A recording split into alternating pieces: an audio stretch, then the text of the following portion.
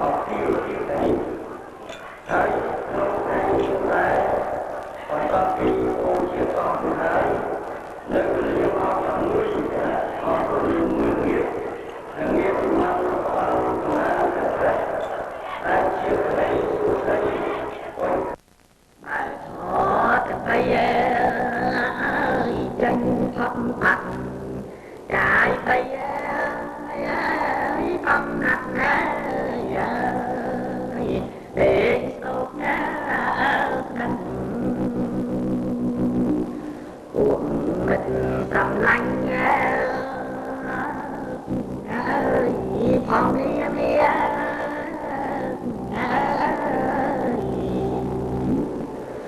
dùng tay chúc đi làm sao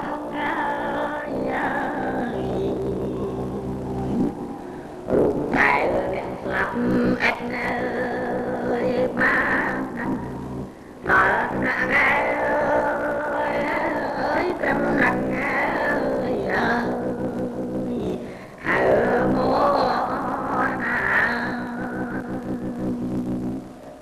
sông khâm bom ôn con tao con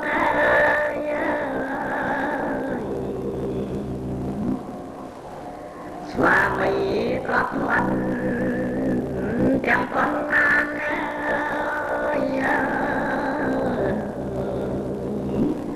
biết ta phải ta nhiệt sân ta chốn cây mình bàn tặng băng con sông mây tài lui băng căng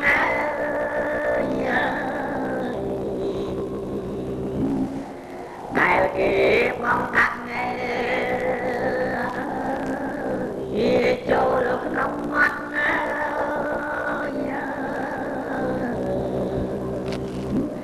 dùng từ mình là nào tiếng tốt chào nơi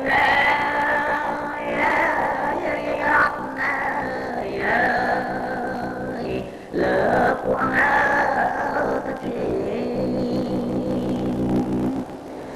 không sạch lỡ mạch mà trôi anh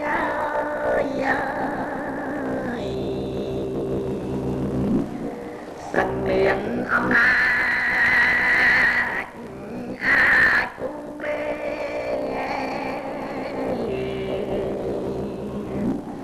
để sạch chỉ biết sạch liền anh miền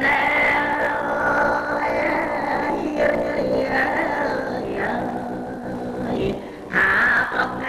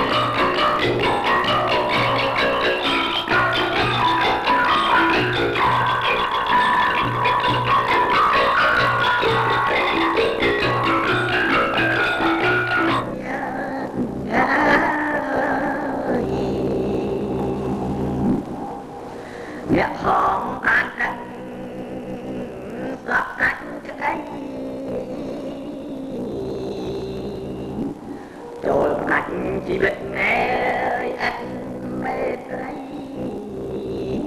miền ra pro này dậy bóng nào mà tục chiều miền con sông không ơi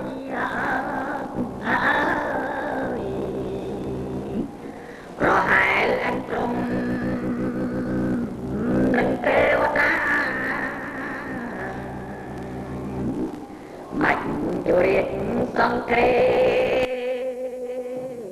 em cứ miền mê ta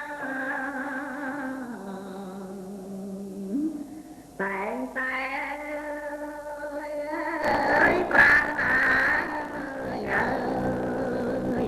dùng ép nát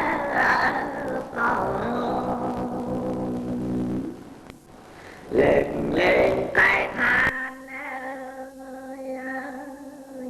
bèo nếp bên ơi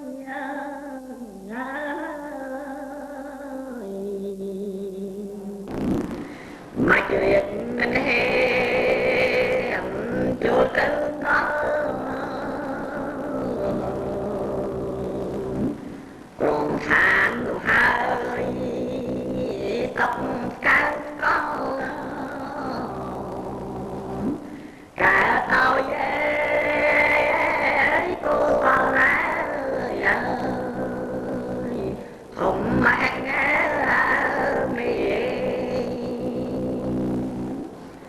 mà dừng trong lắc ôi không lắm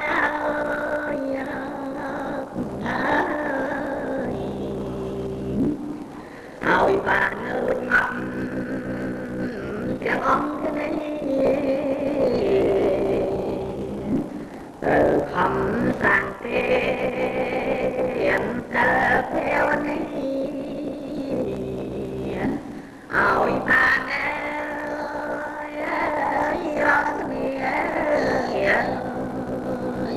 sắp gió bàn thôi chắc rụng rắn cái ấy là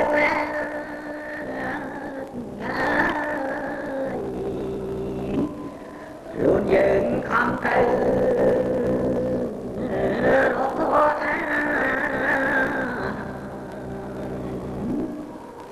miền tay tiền xe nâng theo này toàn luôn ơi nơi chia riêng tốt bàn công an hà cha ôi cất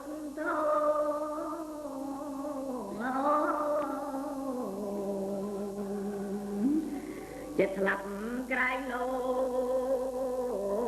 tham anh tranh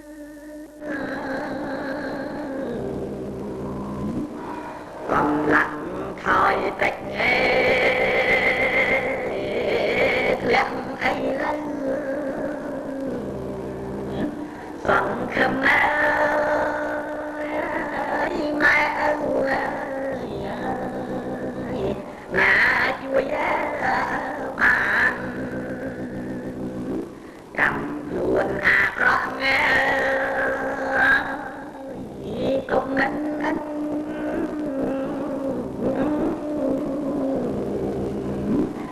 phải bạch cho thân liệp trai ta mà mình ngô ruộng nghe có thể chăng phải ơi xa hàng ơi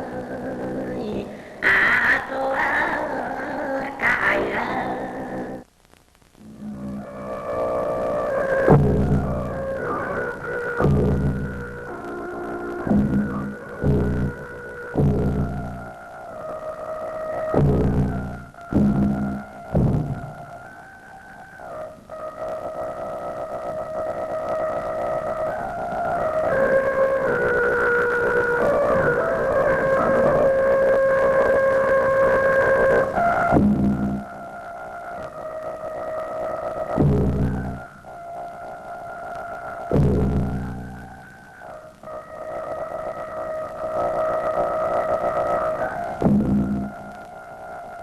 အ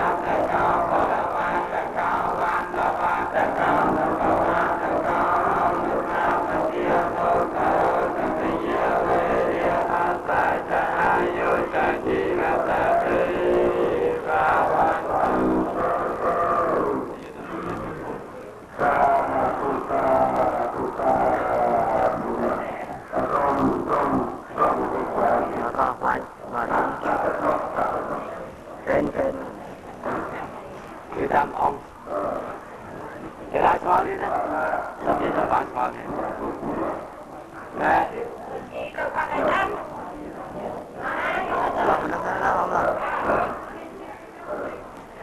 好嘛。